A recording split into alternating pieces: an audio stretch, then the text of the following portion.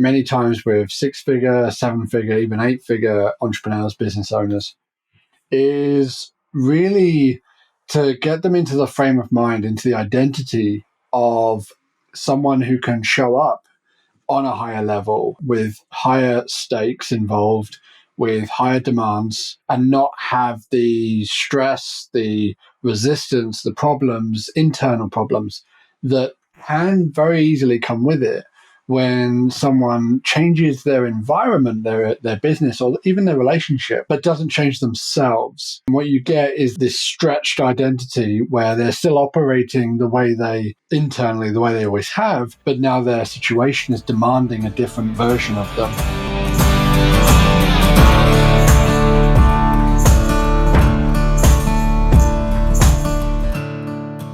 You're listening to the 7-Figure Leap podcast. We're here to leverage rich relationships and smart strategies to take your business to the next level. Here's your host, Dustin Rieckman. Welcome back to another episode of the 7-Figure Leap podcast. I'm really excited today. We're going to tackle a topic that I don't think gets talked about nearly enough in entrepreneurship circles. Our guest today is Chris Richards. Chris was introduced to me by a mutual client, someone that I've helped more on the marketing and lead generation side of the world, and he's helped in mindset work. And Josh, our mutual client, has given Chris a lot of credit for the rapid growth that he's experienced in his marketing agency. And as Chris and I started to have a wonderful conversation, I said, Chris, we should probably record this for the benefit of the audience because he was kind of blowing my mind with some of the work that he does. So Chris, I'm going to let you introduce yourself, talk a little bit beyond just mindset coaching, as I might generically call it. Talk a little bit more about what you do and what your special sauce is here. Amazing. Thank you very much for having me. Mindset is kind of an umbrella term that a lot of people will do searches for, which is why I keep it in my title. But as we discussed, it obviously goes a lot deeper.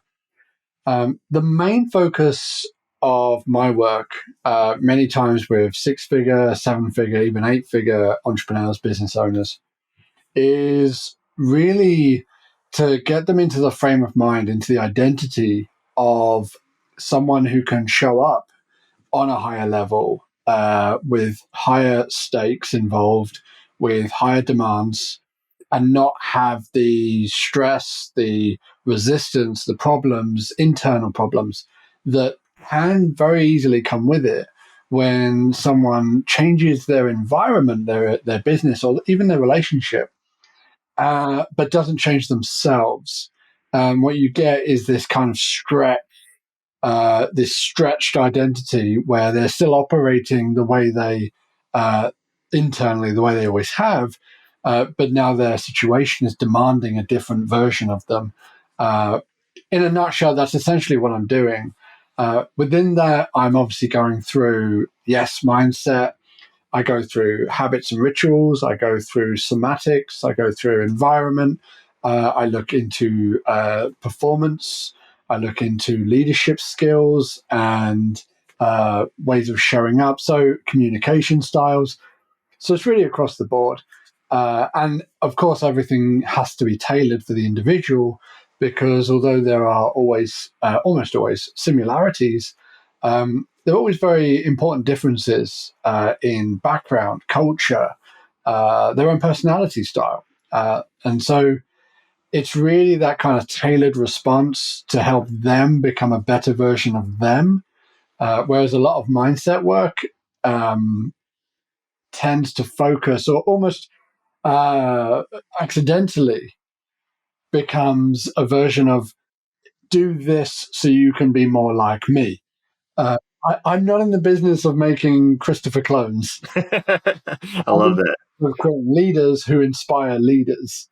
I'm really glad I let you introduce yourself, because this is we were already going way deeper than what most people would say when they say quote unquote mindset, right? Like have an abundance mindset versus a scarcity mindset. I think as a summary of what I heard, the word I might use to more better describe what you actually do is identity. Is that fair, where you're helping people step into a new identity? Absolutely. It's identity. And it goes beyond even identity, because identity is the I am. I'm looking not just at the I am, I'm looking at the I be, I do, I say, and I'm received as. So it's this, it's an overused term, but it's a very holistic view of the individual and their environment and the connection between body and mind and the connection between them and their social environment. So it's so much more, which is why a lot of the time an entrepreneur, a business owner will work with other coaches and get so far, or work with therapists and get so far.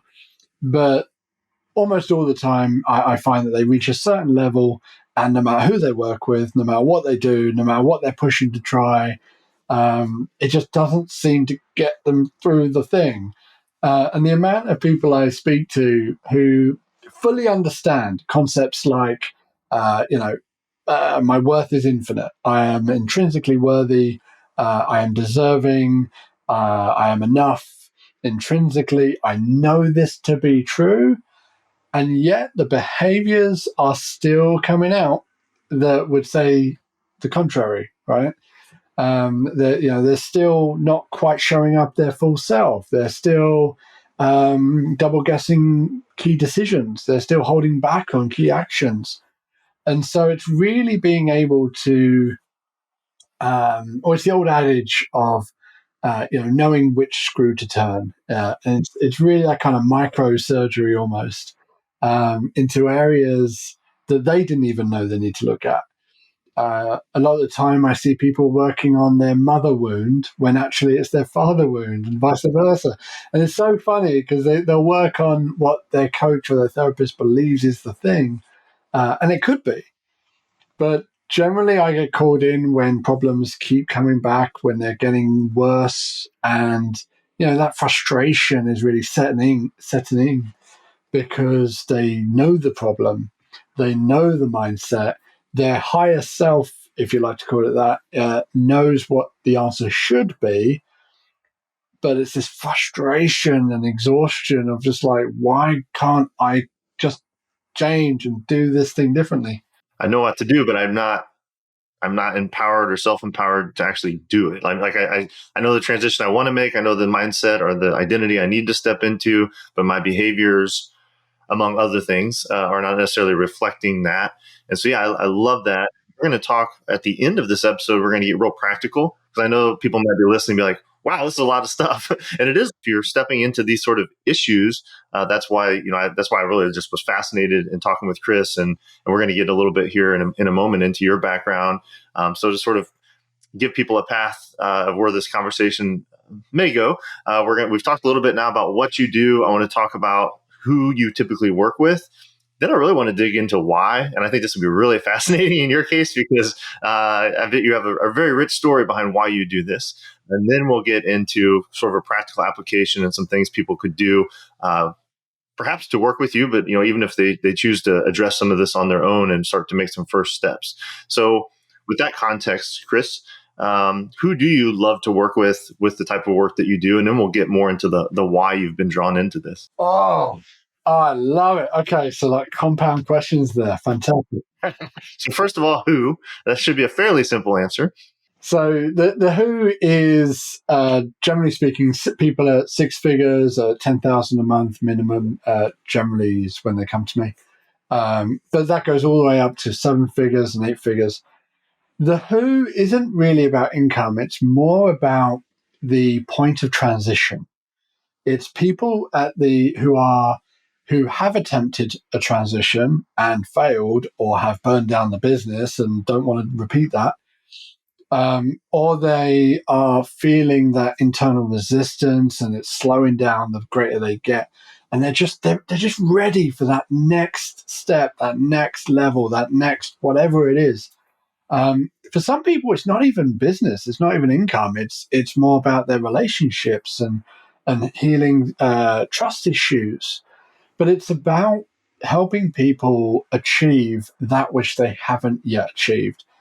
Helping people receive into their lives something they've never had before, which can raise a lot of stuff from identity and past wounds. And it's just that ability to kind of lead into the next question you asked, why?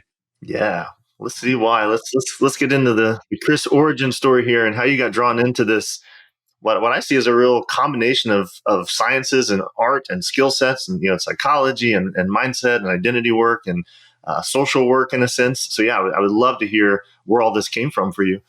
Absolutely. It's all of that. So what really fills me up is that being able to open a door that they can't open, to be able to facilitate somebody's transition, to save time, to save money, to save effort, and to most of all save problems and risks and pitfalls of them going backwards. Like I say, a lot of clients, past and present, have come to me after taking a massive loss, or they have just about built up to what they were before, and they're starting to feel that desire to burn it down and to go live in the woods. So, which is what many people have said: living in the woods, go live in the desert, give everyone their money back. So all these kind of, when people have these big launches and the best month ever, and then they immediately freak out. That's usually when they start to think, oh, maybe it's a mindset thing. Maybe I need to up-level myself. As for why I do what I do, well, that goes all the way back to my background. We spoke about this briefly on our last call. That was just you and I. I've had a lot of trauma in my life and a lot of challenges. I was not this clear on who I am. I was definitely not this confident in who I am. And I had a lot of problems with consistency. I've complex ADHD, which I finally have a diagnosis for. So I have a lot of issues with consistency, with confidence, with clarity, with being able to see the vision and being able to have that real deep ingrained belief that I can achieve that vision.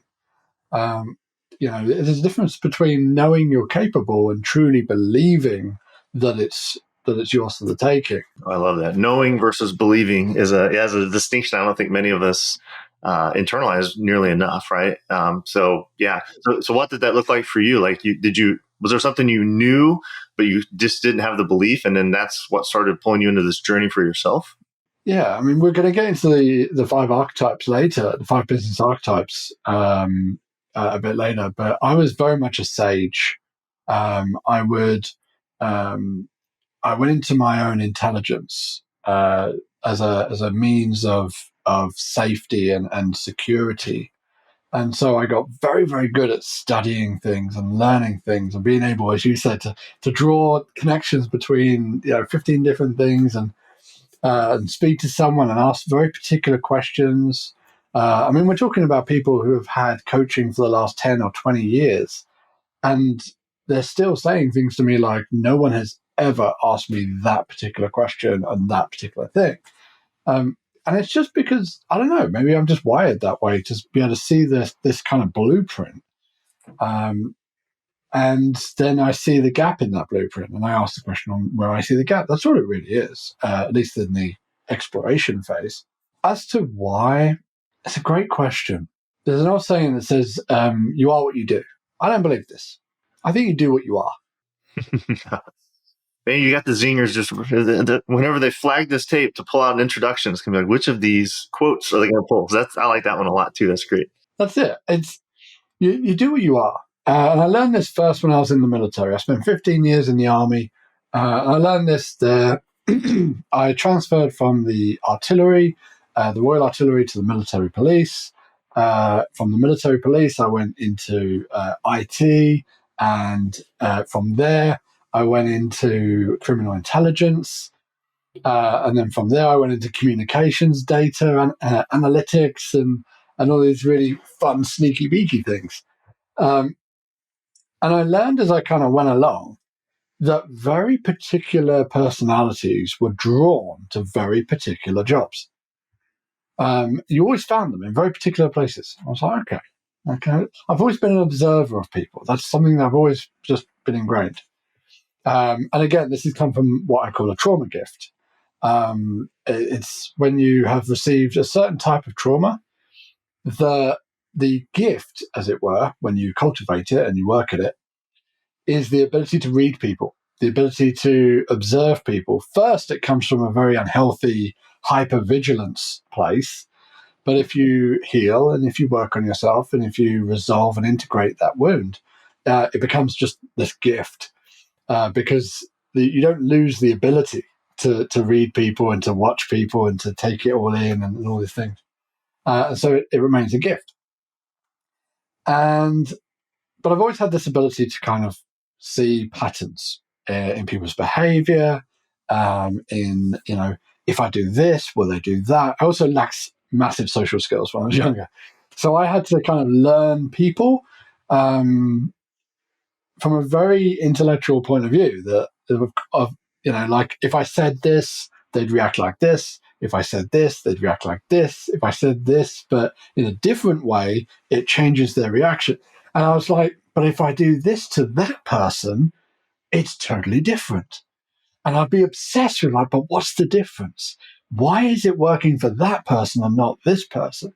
And because I've always kind of looked at human behavior like that, this kind of, but why? Why is it if I line up 10 people and say the exact same thing, will they all receive it a different way? Will they all then do a different thing? And so I guess the why I do what I do is twofold. One, because it's who I am. It's what I do is an extension of who I am. It's my natural trauma gifts that have been cultivated. I've learned that I get a great amount of fulfillment when I see people in places that they couldn't have, or maybe wouldn't have been there quite so fast or so easily without me. I get a huge amount of fulfillment there, but more than business or financial. I literally just got off a coaching debrief call just before this. And, the relationships that have never been more trusting and more intimate. The relationships and the understanding of their children that have never been closer. These are things that once you get like 6 figures to 7, it's a lot of focus on the financial, the growth, the scale, the status. Very often, not always, but very often. Once it's kind of 7 figures or thereabouts, it becomes much more about the fulfillment, the peace, the feeling of flow. Not wanting to wake up anxious and stressed and overwhelmed and all these sorts of things. Not wanting your first thought in the morning to be about money and the structure of the business and what the project and who's going to pull you in what direction. So it's really about developing peace and all of that for the higher levels. I just want to pause there. So I would imagine for many of our target market, our listeners and the people that are in my target market, that what you just said really resonated. It resonated with me personally. This idea of when you reach a certain level of financial, success or foundational financial success, where you don't have to worry about paying your bills and it becomes more of a strategic decision on what you're doing in your business. I think it's very natural to then start to crave, rather than security, start to crave more like fulfillment and peace. And it's a different identity, right? It's a different skill set. That I'm talking about. The transition, not just of life situation, but the transition of focus, the transition of priorities. When someone's priorities change, it's like the blueprint that they've been working to all this time. It's not that it completely ceases to be important, but what we find is, or what I found is, passion and drive tend to go down.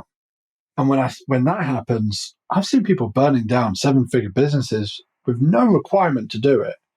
They could sell it on, they could package it, they could get in the COO, but they burn it down instead because they are quote unquote, misaligned now. It doesn't fill them with the same passion and desire as it once did. And so they come to this very natural assumption that this is just maybe not for me anymore. And nothing could be further from the truth. It's that they have just achieved this new level of being, but they can't recognize how to transition into that and not waste and ruin things that they've spent a lifetime sometimes creating and building. Wow, that's fascinating. Well, I want to progress the conversation forward and talk more about where you're at with your business and where you're wanting to take it. But there's one thing I want to just dig into a little bit deeper, if it's okay with you, and because it ties to a previous episode, and that is this idea of a trauma gift. I find that as a very intriguing name, what a trauma gift, and specifically in a previous episode where Cassie Shea, a client of mine, really helped me unpack my own story.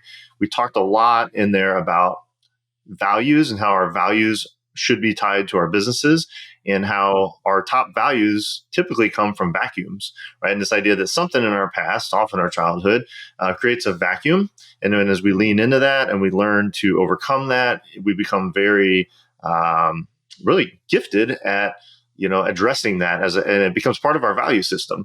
And so, as you were saying, you said something there that really kind of triggered a thought with me. And that was that these trauma gifts, well, first of all, let's just talk a little bit. What is a trauma gift? And maybe if just one specific thing, I don't want to dig in your entire personal history, but maybe a specific trauma gift that you would give, a lot of credence to how you're able to give these gifts to others in your business. So maybe a one trauma gift, one source of trauma that's become a gift. And again, that's don't go too private here, but I think it would be really insightful for people to hear the tie-in from like this happened to Chris in the past, and now he's able to do this with his clients. And then I have a little tie-in for how one of my vacuums has become a value, and how just last week it really kind of blew up in a good way at a mastermind event that I held. So yeah. Please share as you feel comfortable. Absolutely. And I love that you shared the thing with Cassie. I've spoken to Cassie since we spoke. She's lovely, by the way. So, yes. Well, one of the biggest things is that we tend to become the person we needed as a child. So if we, and also love languages are very often tied to the vacuum of what we didn't receive in our younger years. So, if we receive lots of words of affirmation and lots of praise, it can go one of two ways. Either we get addicted to that thing. For a long time, I believed personally, I had a wound and a belief that attention was love, and love was attention, which means that anytime the attention stopped, I started feeling unloved, which is bonkers because, of course, my partner doesn't just stop loving me when they leave the room or when they're focused on something else. It's not like the love just stopped. And so it creates a lot of unhealthy coping mechanisms when you have beliefs like that. So your love language can come from what you received and you kind of become addicted to it, or it can come from a vacuum of something you didn't receive. And as I said, you tend to become the adult that your child self needed. So if you didn't feel safe as a child and you really needed, if you ever had that fantasy of like your future self traveling back in time to mentor you, and look after you and take care of you. I know I did for a long time. I was just like wishing that one day a future, more savvy version of me could come back in time and kind of prepare me and be like, hey, watch out for this. And maybe you shouldn't say shit like that and things like this. So, but of course that never happens, and you don't. I'm yet to see a portal where some older version of me walks through. But I think in part we can do that, where we can look forward in time and we can think about how we want to progress and all this kind of stuff. So there's various different kinds of trauma. There's connection trauma, there's autonomy, if your autonomy is being taken from you as a child, if you didn't have much bandwidth or ability to voice your own opinions and expression. There's attunement trauma, if you're constantly being the caregiver of your parents or other people, you become this very caring nature, but it's very difficult for you to really tune in to what you need. And so as people are like, man, there's so much in my own past here to unpack. I think when Chris talks about archetypes, it'll help kind of tie a bow around this to at least give you a starting point for how to start addressing some of these things from your past that are now informing your present and your future. Please go ahead. Absolutely. So connection to others, trust, if you were betrayed, especially by people who were supposed to protect you, that's going to cause a real issue, of course. So attunement, autonomy, connection, trust, and sex and love are generally 5 types that I kind of focus on. And what these produce is, first of all, a kind of desire. Well, there's if I can just tangent for just a second, there's a thing in storytelling about a hero and a villain. And a villain, I think, did we talk about this? Probably, because I'm a story brand guide. So this whole idea of archetypes and stories and just this hero's journey is I think what you're starting to allude to with the hero and the villain. But yeah, we did chat about this a little bit. Generally, a villain will have some kind of a scar or a limp or something to hurt them, something to show that they've had something horrible happen. And the mentality goes that a villain says, the world hurt me, so I'm going to hurt them back. I'm going to make sure no one can ever hurt me again. And I'm not going to care if I hurt others, but I will not be hurt again. And becomes very self-focused. You see this a lot in narcissistic behavior.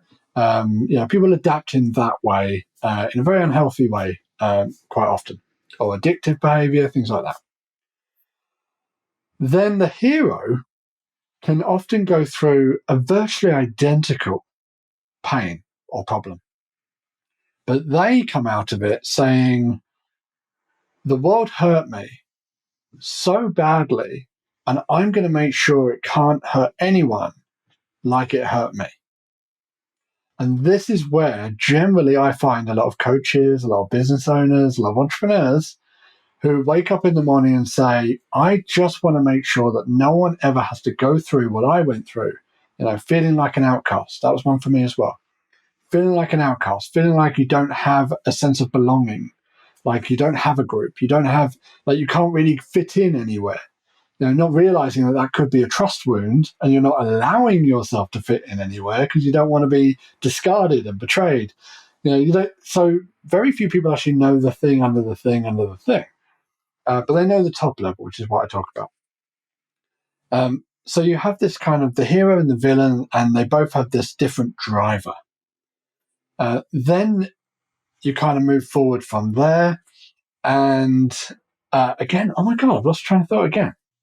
Well, actually, I want to add a third character to this to this story. So you have the hero and the villain, and in the story brand language, we would say that we also have a guide, right? And so the hero in business, or the hero in our story, is our customer. There's often a villain, though, that's sort of like, you don't want to be like this person, you do want to be like this person in how you're serving the world. And in our role, and I know this, you're very much in this role, even if you maybe don't have those words, you're a guide to so many heroes, right? And I'm a guide to so many heroes, meaning I've been there, done that, had some of these experiences. And what that's generated for me is actually empathy. And that empathy is my superpower in helping other people along their own path. And for me, that might be marketing and business strategy. For you, that's obviously this deep work, this identity work, and this mindset work. And I think it's really interesting to hear you use your background and the words and the characters, and then it fits hand in glove with a lot of the things we talk about with StoryBrand, and the fact that you need to be a guide, not the hero in your own business story as a coach, consultant, or service provider. And so, yeah, I love the interplay there. And the other sort of tidbit I want to add from my own experience in this before we move on is this whole idea of the vacuum value and even the love language. This is literally something that happened last week. And so this is well past the interview that I recorded with Cassie that we referenced. So one of my big vacuums that we unpacked is connection, and the fact that I was very isolated as a child and had some father wounds and some trauma there. And so how that's manifested as a gift in recent years is I've become like a super connector and a really good facilitator of community. And so last week for me was really special because I was at PodFest in Orlando and I was getting to speak. But what made it really special was the fact that my 7-Figure Leap mastermind group, which Cassie is in, we all got to meet in person for the first time ever. Had a really cool mastermind dinner. Cassie was there. So for those that had heard that episode, John Meese was there, who was another previous guest. And I cannot tell you the sense of fulfillment that gave me to have that physical connection and kind of be able to point at something real and be like, my childhood trauma has resulted in my ability to give this gift to others. It's extremely fulfilling. And as you might guess, my love language in the 5 love languages by Gary Chapman is words of affirmation. So when people are filling the room and there's like, Dustin, I'm so grateful you brought us here. And Dustin did this and Dustin's great for that. And that was amazing. So Chris, though, I'm going to keep it real here with the audience. So I get home Saturday night. My wife picks me up from the airport. She's pretty quiet. Sunday goes along. And by Sunday afternoon, she says something to the effect of, I have to be really honest with you, Dustin. Like, I feel a little resentful of your business right now. And I was like, let's talk about that a little bit more, and the reason in the moment, there's some different things going on emotionally. Our son's leaving for the military in 8 days. So I'm sure that played into it in a big way. But the key was her love language is quality time.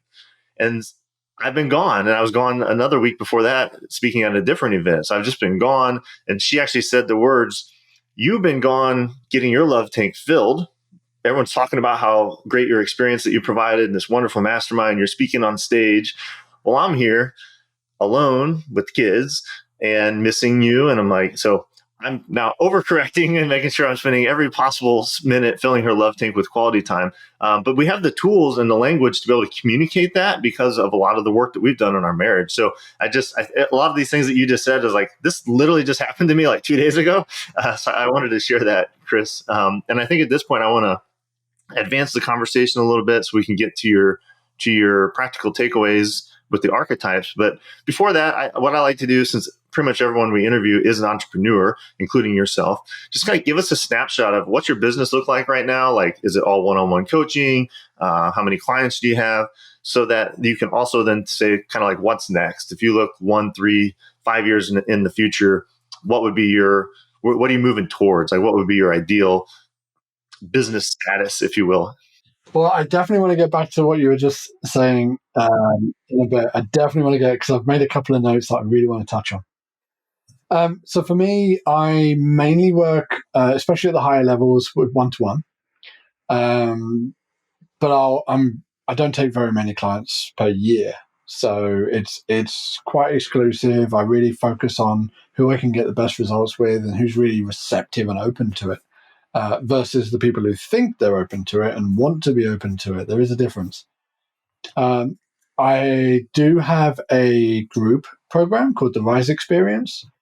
That's for more mass, but even then, I'm actually limiting that to a certain number of people in that at any one time, because I don't want it to be so scaled that people don't get their needs met and their questions answered.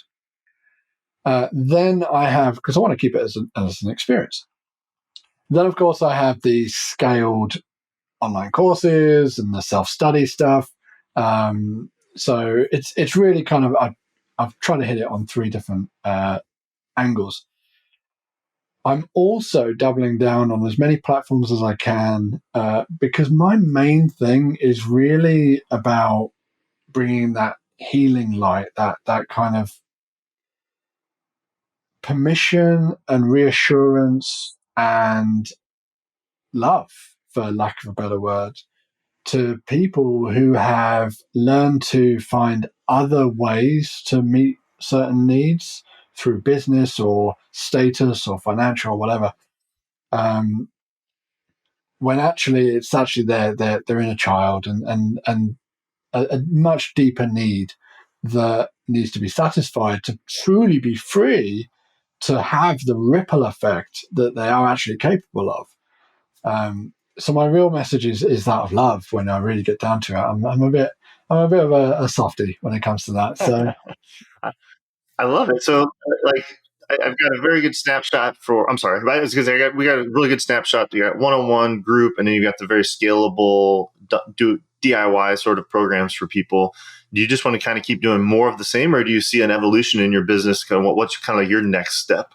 For future, there's going to be a lot more speaking. I want to do a lot more speaking, both like this on different people's platforms, do coaching retainers in different people's coaching programs, holding workshops. I want to reach as many people as humanly possible. My goal is 1 million people.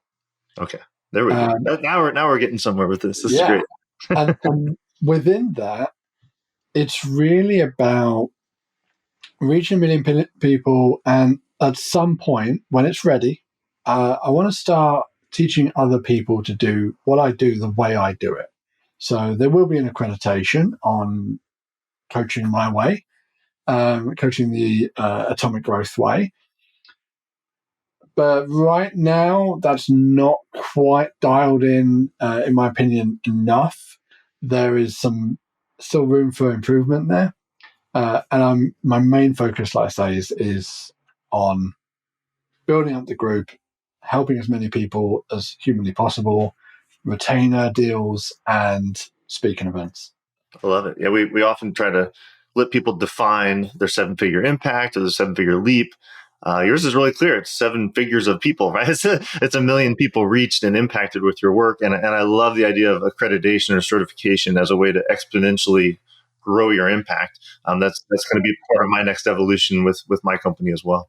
Absolutely. I love that. I learned early on that financial goals don't work very well for me. When I've tried to hit 10,000 a month and 50,000 a month and 100,000 a month, it didn't work. Because once you've kind of gone through your basic needs and then some, money is not a very good motivator. People with money will tell you this. Yeah, and people that are like not there yet are probably like, that's crazy. But people who are past that line, I kind of referenced that line earlier, whatever you want to call it, like beyond your actual needs plus most of your wants, it just kind of loses its luster as a motivation tool. And not just that, I actually did a post in a friends group of entrepreneurs, and I said once, what is it? Something along the lines of, once you have the status and the financials and the reputation and everything else, you'll realize that wasn't actually what you wanted and what you needed. So it's one of those, I think Jim Carrey said some version of that where he's like, I want everyone to get this so they realize that it's not it. And that caused a lot more of a stir than I thought it would. There's a lot of people who are upset by that. And like, what do you mean? I thought that if I had this. So once you get there and you realize that you still it hasn't filled your hole, call Chris and he can help you. And they go out and they try to get a certain amount of money, and when that amount of money doesn't fulfill them in a certain way, they think, rather than I've aimed at the wrong target, they say maybe the target wasn't big enough, and then they go to the next one and the next one and the next one, and they're constantly chasing, and nothing ever really fulfills them, and it can actually become very, very depressing. It can cause this terrible depression, and for some people, it goes as far as suicidal ideation, SI, where they just become almost hopeless, because they're like, well, I've tried everything, and my life still feels empty. It peaks for a bit and then it just goes away. This is why, again, that value-based living, but you've got to know your values and you've got to know where they come from. If your values come from trauma, then you're really only doing coping mechanisms to deal with the symptoms of the trauma. You're not actually living to healthy values. I was going to say, we got 10 minutes, so I just want to, the facilitator in me is coming out. So we have 10 minutes. Let's take 1 minute, and I'll kind of put you on the clock, and you can unpack or comment on the things that I shared a few minutes ago that I know you're just like, I got to talk about this. And then we'll spend the last 8 or 9 minutes here going through the archetypes and letting people be able to get a hold of you and get help directly with you. But yeah, Chris, please, 1 minute. Let's unpack what I shared. I'm watching the clock. Here we go. So one of the things that I was going to mention about this is beware of over-identifying or over-attaching to pride-based behaviors. So And it goes into the archetypes, so it kind of flows in quite naturally. So people who really pride themselves on how much they can do for others, really pride themselves on their ability to fight fires and solve problems. I saw a great post by a friend of mine literally today that was perfectly worded. And it's like, beware of taking too much pride in being a firefighter because you may become an arsonist. I love that. People who identify, who take their pride, their sense of value from what they give to others or the problems they solve, tend to create that problem later on, where they seek out people. You see this in relationships all the time. If you pride yourself on your ability to make your partner feel loved, very often you pair up with people who have a vacuum of love. And unfortunately, that can very often be a very unhealthy bucket with holes in it. And it doesn't matter how much love you pour into them, it's never enough. But you feel like you're doing what you should be doing. And so it could get very unhealthy if you over-identify and over-attach to those behaviors, the pride-based behaviors, the ones that you actually feel good about having. The key for people listening and wondering if there's a healthy version is removing the attachment. There is nothing, because of course there is nothing wrong with being able to plan and prepare, something I call the strategist. There's nothing wrong with being a planner, preparer, someone who develops ideas and learns and builds on their craft. At this point, is the strategist one of the archetypes? It is. Let's Yeah, I've segued into that. Yeah, it's perfect, because I imagine with these archetypes, you'll give a description and there's sort of like the positive version of it and a negative version of it, depending on and if you have an attachment or some of these other issues. So yeah, Chris, I'm going to be taking notes here myself, but what are the 5 archetypes, and just kind of run us through each one for a minute each. Okay, so here we go. There's the strategist, the experimentalist, the trailblazer, the sage, and the caregiver. And if it wasn't obvious, we've transitioned into the last segment of the show here, where this is the practical application, or the SMART strategy, as we like to call it. So you can go do something with what you've learned from Chris today. So yeah, please unpack this a bit more for us. Absolutely. Like I said, the positive behavior, there's nothing wrong with this if you're not over attaching your identity to it. You're not developing your sense of worth from it. And it's something that you enjoy doing, that's value aligned. But if you don't do it, it's not causing too much pain and problems within you, and your desire to do it or your need to do it hasn't become like this really strong need rather than a desire. So the strategist is the planner, the preparer. They like to learn, build up their skills. It can become a little bit perfectionist, but ultimately it's someone who just likes to have their shit in order. They like to make sure that they've got everything that they need to get done. They're very practical, very logical. Where this turns into a problem is where it becomes this really bad fear of failure. Perfectionism, procrastination, they are symptoms of a fear of failure. And a fear of failure is a symptom in itself. It's not the thing. A lot of people think it's the thing. Fear of failure is a symptom of feeling like or fearing that you're not going to measure up, that you're not going to be good enough, that it's going to fail, and that will mean something about you. You know that you're a strategist in the problem area when you are planning, preparing. It doesn't have to be about everything. It could just be about one bit. I worked with someone once who was on about 30,000, or generating 30,000 a month, give or take. After working with me, we got her to 100,000 a month, and now she's got a $4.2 million business, which is amazing, and I'm really proud of her. But this was one of hers. In many areas of her life, she was great. She was brilliant. She went from idea to action super fast. But for one piece, just the group program, she had developed this thing into a work of art. It had a workshop, it had workbooks, everything, and she would not launch it. Likewise, she wouldn't raise her prices beyond 20,000. for a one-to-one. She was overbooked. Like, she had a lot of demand. But she was in this kind of fear of failure, fear of it reflecting back on her. I'm mindful of time, so I'm going to go through this a bit faster. Oh my God. Okay. We're going to have to speed up a minute each. So yeah, strategy is about fear of failure. And by the way, if anyone wants to learn more about these, they can take the quiz. I'll give you the link to share that. They can take the quiz on my website, atomicgrowth.co.uk. And they can go through the quiz and find it themselves and then get all this information plus a lot more. So yeah, strategists, all about fear of failure. They'll plan and prepare. And then when they get right to the edge of action, they'll plan and prepare a little bit more. These ones tend to go from marketing coach to marketing coach to marketing coach to sales coach to marketing coach. Then you have the experimentalist.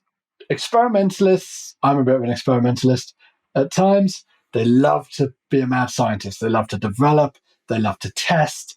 They love to change. They like to make that quick changes. They love to see what's exciting and what's cool. But very often they can fall into a need for novelty, coming from, a lot of the time, a fear of commitment and a fear of losing their autonomy. Because God forbid they nail down one idea and now they're stuck with it and they can no longer change and all this kind of stuff. So very often an experimentalist, if they're in the unhealthy part, they will they'll keep changing. This is someone who changes their niche, changes their offer every other week. Maybe that's an exaggeration, but every time they'll put out an offer, they'll never launch the same program twice. Yep. Everything's new, and then they get no scale or no repeatability in their business as a result. That's it. And now innovation is what sets you apart, but repetition is what builds the business. Consistent repetition is what actually builds a business. And if you lack consistent repetition, you're never going to go beyond a certain point. It's always going to be fluctuating in the same area, never above. Trailblazers pride themselves on, when I say I'm going to do something, I blooming well do it. Nothing's going to get in my way. I'm going to find a way or make the way. I'm tough. I'm focused. Nothing can stop me. And they really take pride in that kind of, I am unstoppable. The problem with that is that it has a flip side. And the flip side of that is the fear, if I stop, I could lose everything. If I stop, I lose my sense of self. I lose my purpose. I can't slow down and spend more time with my wife because this person needs my help and that person needs my help and this person needs my say-so on this thing or whatever. And so these are the people that are divorced 3 times. They have a multi-million-dollar business. They are winning at life to everybody else. But in the back, their relationships are struggling. Their health is struggling. They've got stress and anxiety, like they are in a bad way, but they need to keep showing up in a certain way.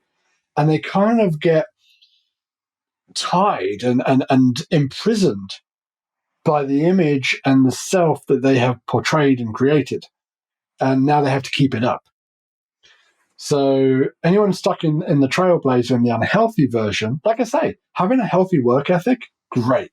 Having grit and determination, amazing. Resilience, brilliant. Needing to have those things or else you lose your value and worth, problem. Obsession, pushing and never be able to let off the gas, a problem.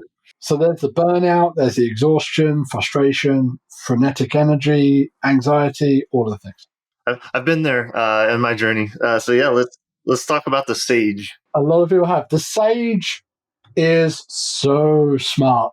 The sage loves to be smart.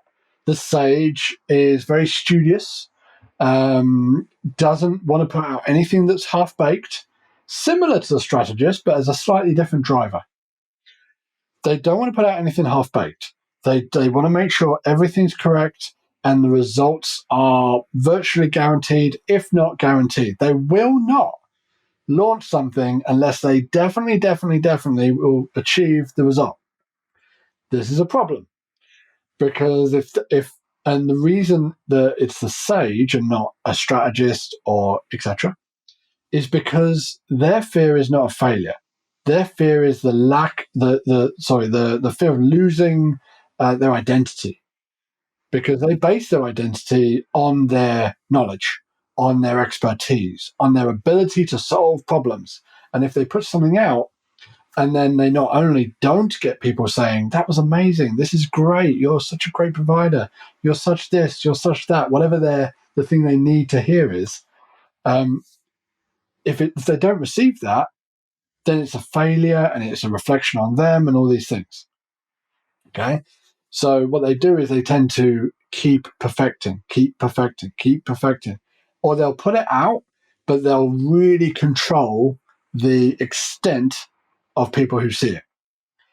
Yeah, so they won't put it out on Facebook ads. They won't really expand their reach. They'll put it out to just their audience, so people who just the people they know are going to say, you're really smart, this is great. There you go. Yeah. The people who already know, like, and trust them, so that they do not risk having someone of a reputable source, someone who they respect, someone who they hold authority over, coming back to them saying, you are wrong, you are wrong in who you are, because that's what they really hear. That's what they feel, yeah. That's right. So right. You are wrong, you're this, that, and the other. And the last one, very, very quickly, I see you closing down. The last one's a caretaker. Focus on others, caring about people is great. If you need to do it, you're going to give up on your boundaries and you're going to get resentful of people.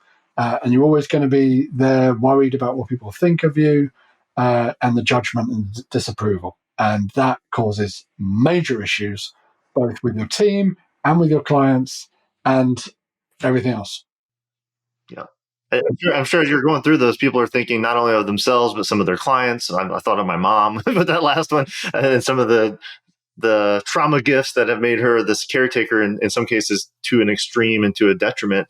This is amazing. There's a lot to unpack. I mean, Chris and I, I'm sure we will. I mean, we could talk for hours about any one of these topics, but I think this is a wonderful place to wrap it up and actually send people over to let them start this journey with you and through your resource with the Archetype quiz. So if you go to atomicgrowth.co.uk, for those of us in the US, it's a little different than what we're usually talking through on a URL, but atomicgrowth.co.uk.